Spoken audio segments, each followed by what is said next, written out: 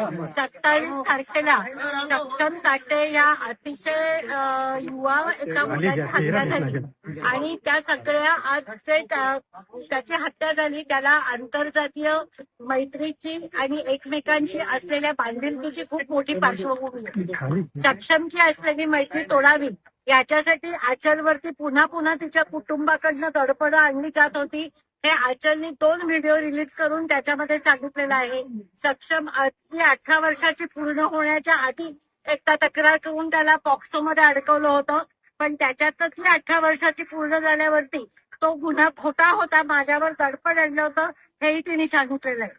ज्या दिवशी सक्षमची हत्या झाली त्या दिवशी त्याच्या विरुद्ध गुन्हा दाखल करायला पुन्हा आचलला पोलीस स्टेशनमध्ये नेलं होतं आणि तिथे पोलीस स्टेशनमध्ये सुद्धा तिने अत्यंत ठामपणाने सांगितलं की माझी कुठलीही तक्रार नाहीये.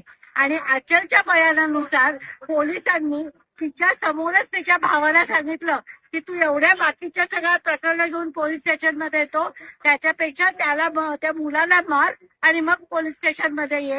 या सगळ्या गोष्टी आचलने तिच्या व्हिडिओमध्ये सांगितलेल्या आहेत. हे प्रकरण हे जात वर्चस्व वादातनं घडलेलं प्रकरण आहे. पण दुर्दैवाची गोष्ट अशी आहे की असे प्रसंग जेव्हा घडतात तेव्हा कित्येक वेळेला त्या मुलाची पार्श्वभूमी ही गुन्हेगारी प्रवृत्तीची होती याचा जास्ती बाऊ केला जातो आणि त्याच्यामुळे घडलेल्या गुन्ह्याचं एक क्षुल्लकीकरण करणं, त्याचा एक जो जाणीवपूर्वक पोलिसांकडून प्रयत्न केला जातो तो होऊ नये आणि त्याच्या सक्षमला न्याय मिळायला पाहिजे. आमची नांदेड पोलिसांकडून अशी अपेक्षा आहे की याच्यापूर्वी अक्षय भालेरावच्या प्रकरणामध्ये जे घडलं ते आता घडणार नाही आणि अतिशय निपक्षपातीपणे पोलीस याची चौकशी करतील आणि अक्षयच्या कुटुंबाला जसा न्याय मिळाला नाही तसं न घडता सक्षमच्या कुटुंबाला त्याच्यामध्ये निश्चितपणे न्याय मिळेल. दुसरी माझी जाहीरपणे आता पोलिसांना एक अशी विनंती आहे की ते कुटुंब आता प्रचंड दहशतखाली आहे.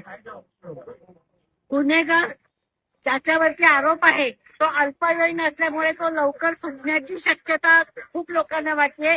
जे निर्भया प्रकरणामध्ये संपूर्ण भारताने त्याच्यामध्ये पाहिलेलं आहे आणि पूर्ण कुटुंबाला आणि आचलच्या जीवालाही धोका आहे. त्यामुळे सक्षमचं कुटुंब आणि आचल यांना न्याय देणं आणि यांना संरक्षण देणं ही पोलिसांची त्याच्यामध्ये जबाबदारी आहे. मी वंचित बहुजन आघाडीच्या वतीने असं जाहीर करतेय की सक्षमला न्याय मिळण्यासाठी आम्ही झगडत राहू, पण त्याच्याच बरोबर आचलच्या सगळ्या शिक्षणाची जबाबदारी ही वंचित बहुजन आघाडी उचलत आहे. त्यांची मागणी अशी की साहेबांनी ही केस लढावी, ज्या पद्धतीने परभणीच्या याच्यामध्ये साहेब स्वतः वकील म्हणून उतरले होते.